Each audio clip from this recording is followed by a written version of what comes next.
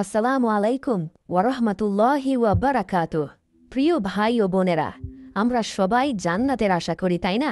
আল্লাহর রহমত কামনা করি, স্বপ্ন দেখি আল্লাহ আমাদের জান্নাতে প্রবেশ করাবেন। কিন্তু সত্যিটা কি জানেন? আমাদের জীবনে অনেক কাজ আছে যা আমরা হয়তো হালকাভাবে নেই, গুরুত্ব দিই না, অজান্তেই করি। অথচ সেই কাজগুলোই আমাদেরকে ঠেলে নিয়ে যাচ্ছে জাহান্নামের ভয়ঙ্কর আগুনের দিকে। কোরআন এবং হাদিসে আল্লাহ ও তার রাসূল সাল্লাল্লাহু আলাইহি ওয়াসাল্লাম কিছু বড় গুনাহের কথা বলেছেন। এমন গুনাহ যা যদি কেউ তওবা না করে তবে তার জন্য জাহান্নামের শাস্তি নিশ্চিত হয়ে যায়। আজকের আলোচনায় আমরা জানব সেই 10টি বড় গুনাহ সম্পর্কে। হ্যাঁ, সেই ভয়ঙ্কর 10টি কাজ যা মানুষকে সরাসরি জাহান্নামের দিকে নিয়ে যায়। একবার কল্পনা করুন ভাই, জাহান্নামের আগুন, যার উত্তাপ দুনিয়ার আগুনের থেকেও 70 গুণ বেশি। এক মুহূর্ত সেখানে থাকা সম্ভব নয়, অথচ সেই আগুন থেকে রক্ষা পাওয়ার সহজ পথ আমাদের সামনে খোলা।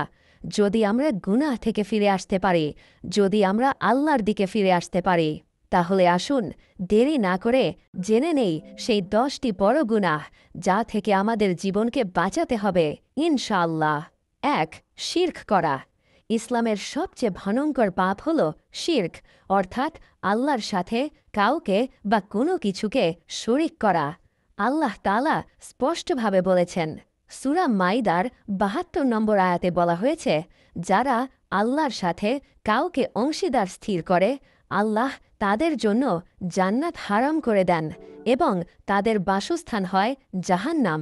এই আয়াতে খ্রিস্টানদের দ্বারা ঈসা আলাইহিস সালামকে আল্লাহর পুত্র এবং স্বয়ং আল্লাহ বলার সমালোচনা করা হয়েছে, যা ইসলামে শিরক বা অংশীদার স্থাপন করা হিসেবে গণ্য হয়।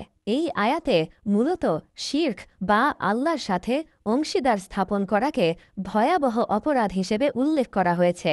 রাসূলুল্লাহ সাল্লাল্লাহু আলাইহি ওয়াসাল্লাম বলেছেন, যে ব্যক্তি আল্লাহর সাথে শরিক করে মারা যাবে সে অবশ্যই জাহান্নামে প্রবেশ করবে।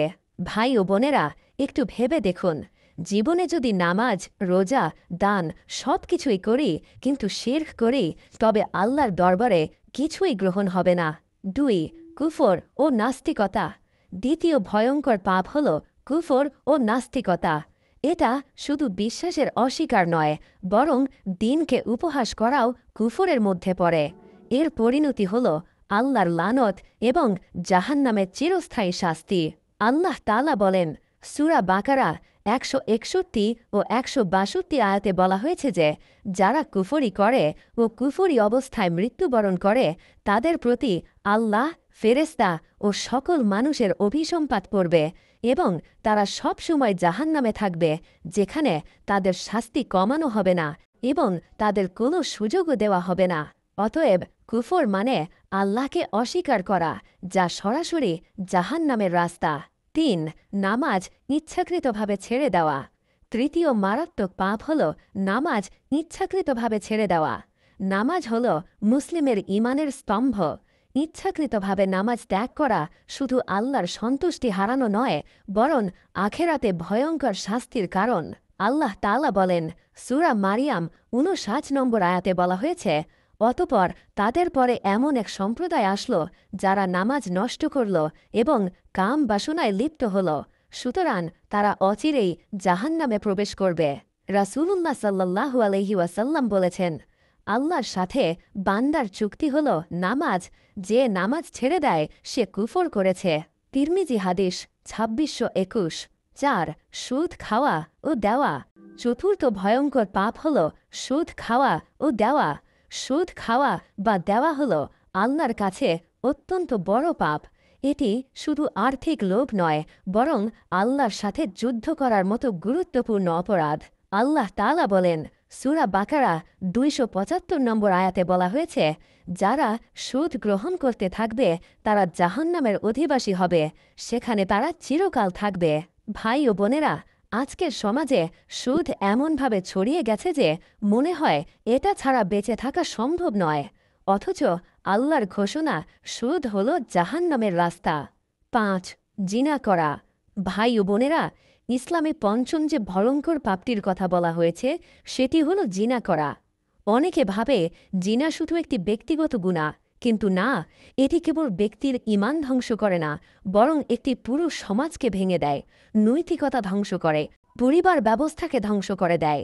আল্লাহ তাআলা আমাদের সরাসরি সতর্ক করে বলেছেন, সূরা বনী ইসরাঈলের ৩২ নম্বর আয়াতে বলা হয়েছে, আর ব্যভিচারের কাছেও যেও না, নিশ্চয় এটা অশ্লীল কাজ এবং মন্দ পথ। এই আয়াতে আল্লাহ তাআলা ব্যভিচার থেকে দূরে থাকতে নির্দেশ দিয়েছেন, কারণ এটি একটি অশ্লীল কাজ এবং এটি মানুষকে মন্দ পথের দিকে নিয়ে যায়। দেখুন, আল্লাহ শুধু বলেননি জিনা করো না, বরং বলেছেন জিনার কাছেও যেও না, অর্থাৎ এমন পরিবেশ, এমন পরিস্থিতি, এমন সম্পর্ক, এমন বন্ধুত্ব থেকেও বাঁচতে হবে যা মানুষকে জিনার দিকে নিয়ে যায়। আল্লাহ তাআলা আরও বলেছেন, সূরা ফুরকান ৫৯ থেকে ৬৯ নম্বর আয়াতে বলা হয়েছে, আর যারা ব্যভিচার করে তারা শাস্তি ভোগ করবে, কিয়ামতের দিন তাদের শাস্তি দ্বিগুণ করা হবে এবং সেখানে তারা চিরকাল লাঞ্ছিত অবস্থায় থাকবে। এখন চিন্তা করুন, একটি কাজ যা সমাজের চোখে হয়তো গোপন থাকে, কিন্তু আল্লাহর দৃষ্টিতে এত বড় অপরাধ যে আখেরাতে দ্বিগুণ শাস্তি অপেক্ষা করছে। রাসূলুল্লাহ সাল্লাল্লাহু আলাইহি ওয়াসাল্লাম জিনার বিপদ সম্পর্কে একাধিকবার সতর্ক করেছেন। তিনি বলেছেন, যখন কোনো ব্যক্তি জিনা করে তখন তার ঈমান তার থেকে বেরিয়ে যায়, এরপর যদি সে তওবা করে তাহলে ঈমান ফিরে আসে। সহিহুল জামে হাদিস ৫৭০৫। অতএব ভাই ও বোনেরা, জিনা শুধু একটি সাধারণ গুনাহ নয়, এটি ঈমান নষ্টকারী, পরিবার ধ্বংসকারী, সমাজের শিকড়কে পচিয়ে দেওয়া এক ভয়ঙ্কর মহাপাপ। ৬. মিথ্যা সাক্ষ্য ও প্রতারণা। ষষ্ঠ যে ভয়ঙ্কর পাপটির কথা বলা হয়েছে তা হল মিথ্যা সাক্ষ্য দেওয়া এবং প্রতারণা। ভাই ও বোনেরা, আমরা প্রায়ই দেখি মানুষ ছোট স্বার্থের জন্য, কিছু অর্থের জন্য, কোনো সম্পত্তি দখলের জন্য বা হিংসার কারণে মিথ্যা বলে, আদালতে মিথ্যা সাক্ষ্য দেয়, ব্যবসায় মিথ্যা প্রতিশ্রুতি দেয় কিংবা মানুষের অধিকার কেড়ে নেয়। আল্লাহ তাআলা এ সম্পর্কে সতর্ক করে বলেছেন, সূরা হজ ৩০ নম্বর আয়াতে বলা হয়েছে, তোমরা মিথ্যা কথা থেকে বেঁচে চলো। আরেক জায়গায় তিনি বলেছেন, সূরা মুজাদালাহা এর ১৪ ও ১৫ নম্বর আয়াত দুটি হল, তুমি কি তাদেরকে দেখনি যারা সেই সম্প্রদায়ের সঙ্গে বন্ধুত্ব করে যাদের প্রতি আল্লাহ রাগান্বিত? তারা না তোমাদের লোক আর না তাদের লোক, আর তারা জেনে শুনে মিথ্যে শপথ করে। আল্লাহ তাদের জন্য প্রস্তুত করে রেখেছেন কঠিন শাস্তি, তারা যা করে তা কতই না মন্দ। এই আয়াতগুলোতে আল্লাহ কর্তৃক ক্ষুব্ধ একটি সম্প্রদায়ের সাথে বন্ধুত্ব স্থাপনকারীদের প্রতি সতর্ক করা হয়েছে এবং তাদের ভুল কাজের জন্য কঠিন শাস্তির ভয় দেখানো হয়েছে। রাসূলুল্লাহ সাল্লাল্লাহু আলাইহি ওয়াসাল্লাম মিথ্যা সাক্ষ্যের গুরুত্ব বোঝাতে একদিন সাহাবীদের সামনে বারবার বললেন, আমি কি তোমাদেরকে সবচেয়ে বড় গুনাহ সম্পর্কে বলবো না? এগুলো হলো আল্লাহর সাথে শিরক করা, পিতামাতার অবাধ্য হওয়া। এরপর তিনি শুয়ে বসা থেকে উঠে বসলেন এবং বারবার বললেন, সাবধান, মিথ্যা কথা বলা এবং মিথ্যা সাক্ষ্য দেওয়া। সহিহুল বুখারী ২৬৫৪, সহি মুসলিম ৮০৭। তিনি আরেকটি হাদিসে বলেছেন, যে ব্যক্তি প্রতারণা করে সে আমাদের দলভুক্ত নয়। সহি মুসলিম ১০১। অর্থাৎ প্রতারণাকারীর ঈমান অপূর্ণ, তার চরিত্র কলুষিত এবং সে আখেরাতে আল্লাহর কঠিন শাস্তির উপযুক্ত। ভাই ও বোনেরা, মনে রাখবেন, একটি মিথ্যা সাক্ষ্য মানুষের সম্পদ কেড়ে নিতে পারে, একটি মিথ্যা কথা নিরপরাধ মানুষকে জেলে পাঠাতে পারে, এমনকি কারো জীবনও কেড়ে নিতে পারে। তাই এটি শুধু ব্যক্তিগত পাপ নয়, বরং পুরো সমাজকে ধ্বংস করে ফেলে। ৭. অন্যের হক নষ্ট করা। ভাই ও বোনেরা, ইসলামের সপ্তম যে মহাপাপের কথা বলা হয়েছে সেটি হল অন্যের হক নষ্ট করা। একজন মুসলিমের ঈমানের পরিপূর্ণতা তখনই আসে যখন সে নিজের মতো অন্যের অধিকারকেও সম্মান করে। কিন্তু দুঃখজনক বাস্তবতা হল, আমাদের সমাজে লোভ, স্বার্থপরতা ও ক্ষমতার কারণে মানুষ অন্যের হক নষ্ট করতে দ্বিধা করে না। আল্লাহ তাআলা বলেছেন, সূরা আন নিসার ১০ নম্বর আয়াতে বলা হয়েছে, যারা এতিমদের অর্থসম্পদ অন্যায়ভাবে খায় তারা নিজেদের পেটে আগুনই ভর্তি করেছে এবং সত্বরই তারা অগ্নিতে প্রবেশ করবে। এই আয়াতটি এতিমদের সম্পদ আত্মসাৎ করাকে কঠোরভাবে নিষিদ্ধ করে এবং এর ভয়াবহ পরিণতির কথা বর্ণনা করে। কত ভয়ঙ্কর সতর্কবাণী! এতিমের সম্পদ হরণ করা, মানুষের সম্পদ দখল করা, কারো হক কেড়ে নেওয়া, এসব কিছুই আসলে নিজের পেটে আগুন ভরার সমান। রাসূলুল্লাহ সাল্লাল্লাহু আলাইহি ওয়াসাল্লাম বলেছেন, যে ব্যক্তি কারো অধিকার অন্যায়ভাবে নেয় সে অবশ্যই জাহান্নামের আগুনে প্রবেশ করবে। সহিহ মুসলিম হাদিস ১৬১০। অতএব ভাই ও বোনেরা, অন্যের হক নষ্ট করা শুধু একটি সামাজিক অপরাধ নয়, এটি আল্লাহর কাছে এমন গুনাহ যা মানুষকে সরাসরি জাহান্নামের দিকে ঠেলে দেয়। আল্লাহ তাআলা বলেছেন, সূরা লুকমানের ১৪ নম্বর আয়াতে আল্লাহ তাআলা মানুষকে তার পিতামাতার প্রতি সদ্ব্যবহার করার নির্দেশ দিয়েছেন, কারণ মা কষ্টের পর কষ্ট করে সন্তানকে গর্ভে ধারণ করেন এবং তার দুধ ছাড়াতে ২ বছর অতিবাহিত হয়। তাই আল্লাহর প্রতি এবং পিতামাতার প্রতি কৃতজ্ঞ হতে বলা হয়েছে, কারণ সকলের প্রত্যাবর্তন আল্লাহর দিকেই। রাসূলুল্লাহ সাল্লাল্লাহু আলাইহি ওয়াসাল্লাম বলেছেন, আমি কি তোমাদের সবচেয়ে বড় গুনাহ সম্পর্কে জানাব না? সেগুলো হল আল্লাহর সাথে শিরক করা এবং পিতামাতার অবাধ্যতা। সহিহ বুখারী ২৬৫৪, সহিহ মুসলিম ৮৮। বিশেষ করে মায়ের প্রতি অবাধ্যতা ইসলামে ভয়ঙ্কর গুনাহ হিসাবে বর্ণিত হয়েছে। এক সাহাবী জিজ্ঞেস করেছিলেন, ইয়া রাসূলুল্লাহ, কার প্রতি আমার সবচেয়ে বেশি সদাচরণ করা উচিত? রাসূলুল্লাহ সাল্লাল্লাহু আলাইহি ওয়াসাল্লাম উত্তর দিলেন, তোমার মায়ের। তিনি ৩ বার এভাবে বললেন, তোমার মায়ের। তারপর চতুর্থবারে বললেন, তারপর তোমার পিতা। সহিহ বুখারী, সহিহ মুসলিম। অতএব যে ব্যক্তি মায়ের অবাধ্য হয় সে আসলে নিজের জান্নাতের দরজা নিজেই বন্ধ করে দেয়। ৯. অন্যায়ভাবে জীবন কেড়ে নেওয়া। নবম যে মহাপাপ হল অন্যায়ভাবে মানুষের জীবন কেড়ে নেওয়া। আল্লাহ তাআলা বলেছেন, সূরা মায়দা ৩২ নম্বর আয়াতে বলা হয়েছে, যে কেউ প্রাণীর বিনিময়ে প্রাণ ছাড়া বা জমিনে বিপর্যয় ছাড়া কারো জীবন কেড়ে নেয় তবে সে যেন সমগ্র মানবজাতিকে হত্যা করল, আর যে কেউ একটি প্রাণকে বাঁচায় তবে সে যেন সমগ্র মানবজাতিকে বাঁচাল। রাসূলুল্লাহ সাল্লাল্লাহু আলাইহি ওয়াসাল্লাম বলেছেন, একজন মুমিনকে হত্যা করা আল্লাহর কাছে এত ভয়াবহ যেন সমগ্র পৃথিবী ধ্বংস হয়ে যাওয়া। সহিহ বুখারী, সহিহ মুসলিম। অর্থাৎ একজন নির্দোষ মুমিনকে হত্যা করা আল্লাহর কাছে এত বড় অপরাধ যে তার শাস্তি কিয়ামতের দিন ভয়াবহ হবে। তাই ইসলাম নিরপরাধ মানুষের জীবনকে রক্ষা করার উপর জোর দিয়েছে। ১০. গীবত, অপবাদ ও বিদ্বেষ ছড়ানো। দশম যে পাপের কথা বলা হয়েছে সেটি হল গীবত, অপবাদ এবং বিদ্বেষ ছড়ানো।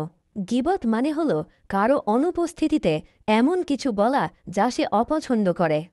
যদিও কথাটি সত্যি হোক, তারপরও ইসলামে এটি মারাত্মক গুনাহ। আল্লাহ তাআলা বলেছেন, সূরা হুজুরাতের ১২ নম্বর আয়াত অনুযায়ী, হে ঈমানদারগণ, তোমরা অনেক অনুমান থেকে বেঁচে থাকো, কারণ কোনো কোনো অনুমান পাপ। তোমরা একে অন্যের গোপন বিষয় খোঁজ না করো এবং একে অন্যের গীবত, অনুপস্থিতিতে নিন্দা করো না, কারণ তোমাদের মধ্যে কেউ কি তার মৃত ভাইয়ের গোশত খেতে পছন্দ করবে? রাসূলুল্লাহ সাল্লাল্লাহু আলাইহি ওয়াসাল্লাম মিরাজের রাতে একটি ভয়ঙ্কর দৃশ্য দেখেছিলেন। তিনি বলেছেন, আমি এমন কিছু লোকের কাছে অতিক্রম করলাম যাদের নখ ছিল তামার। তারা তাদের মুখমণ্ডল ও বুক আঁচড়াচ্ছিলেন। আমি জিজ্ঞেস করলাম, এরা কারা? জিবরাইল আলাইহিস সালাম বললেন, এরা হল তারা যারা মানুষের গীবত করত এবং তাদের সম্মান নষ্ট করত। আবু দাউদ ১৮৭৮। অতএব ভাই ও বোনেরা, গীবত ও অপবাদ শুধু একটি সাধারণ ভুল নয়, এটি মানুষের সম্মান নষ্ট করে, সমাজে বিদ্বেষ ছড়ায় এবং আখিরাতে জাহান্নামের শাস্তির কারণ হয়।